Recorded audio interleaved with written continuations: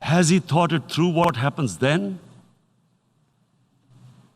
Mr. President, has anyone thought that what happens when there is a bloodbath?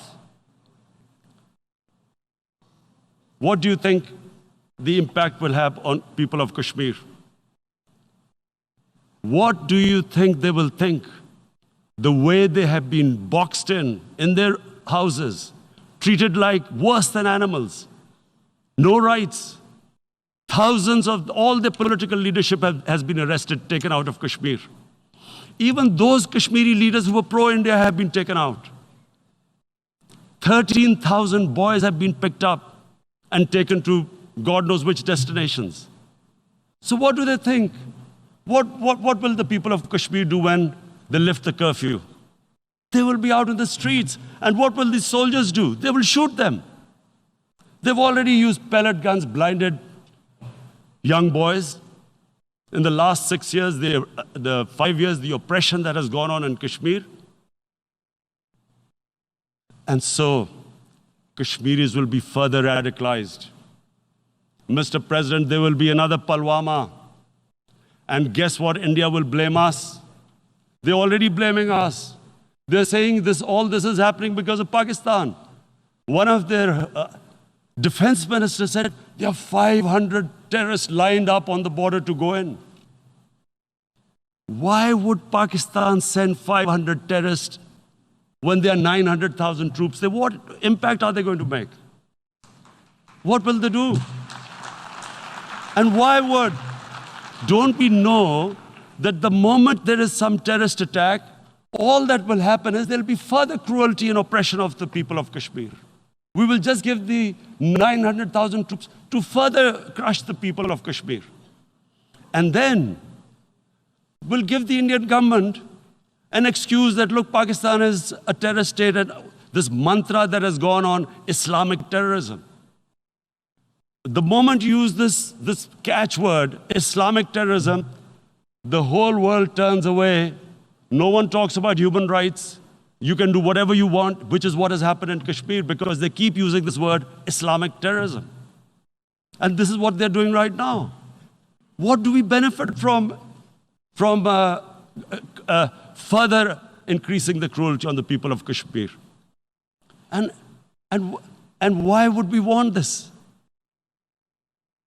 But there is no other narrative left for India. As when they lift the curfew, whatever happens, Pakistan will be blamed, and there is always a danger of another Pulwama. They might come and bomb us again, and then another cycle might start. And what does Narendra Modi think? That 180 million Muslims of India are thinking right now. Aren't they watching these Kashmiris stuck inside for 55 days they've been stuck in?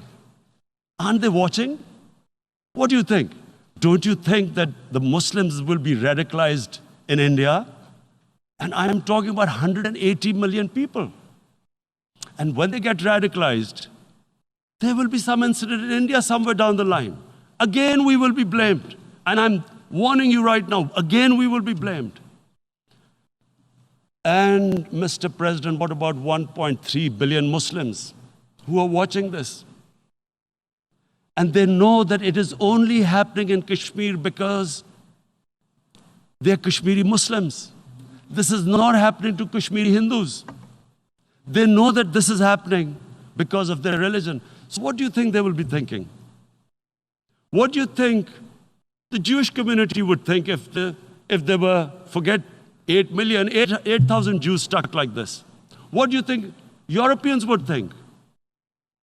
What do we think? I mean, any human community, if their members are stuck like that, what do you think they will think? Are we a children of a lesser God? Is it not going to cause us pain? And then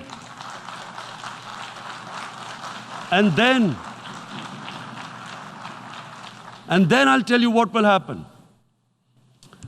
People will, in the 1.3 billion Muslims, someone will pick up arms. I know we've been brought up with films, Western films. This good, decent guy doesn't get justice.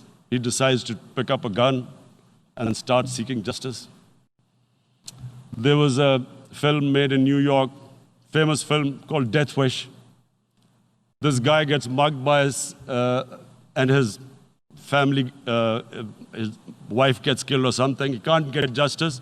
He picks up a gun and he goes around shooting muggers. And the whole cinema cheers him on. So what do you think the Muslims are thinking right now?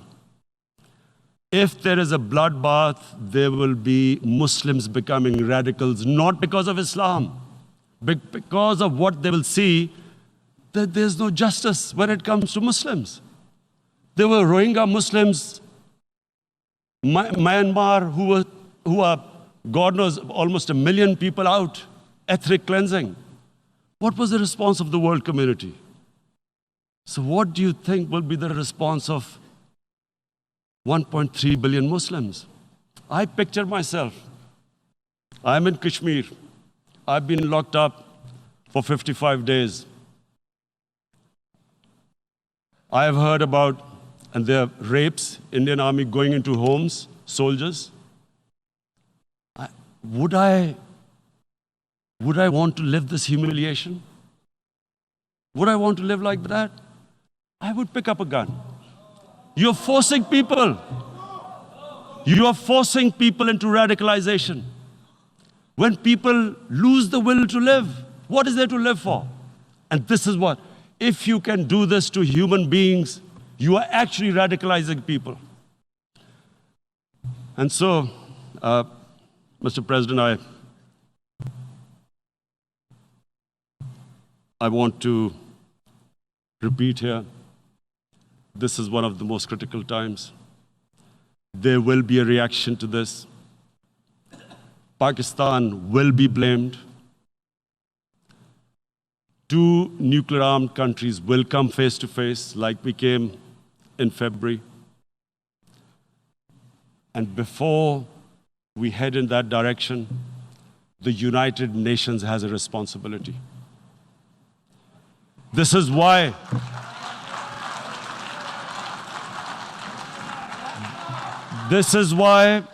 the United Nations came into being in 1945.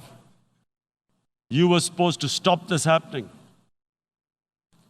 I feel we are back to 1939, Munich. Czechoslovakia has been taken, annexed. What is the world community going to do? Is it going to appease a market of 1.2 billion, or is it going to stand up for justice and humanity?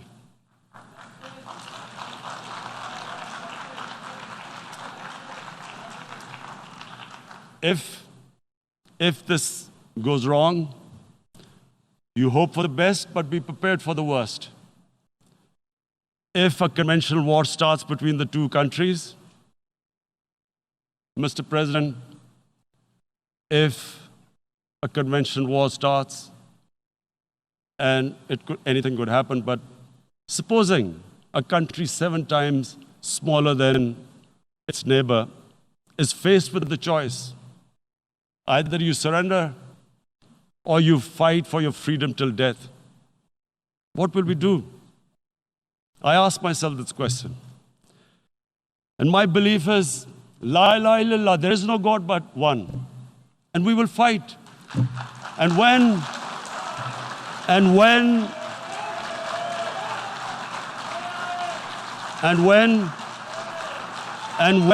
a nuclear-armed country fights to the end, it will have consequences far beyond the borders. It will have consequences for the world, which is why I repeat I'm here. Because I'm warning you, it's not a threat. It's a fair worry that where are we headed? And I've come here to tell the UN, you've got to, this is a test for the United Nations. You are the one who guaranteed the people of Kashmir the right of self-determination. They are suffering because of that. And this is the time This is the time not to appease like in 1939 appeasement took place. This is the time to take action.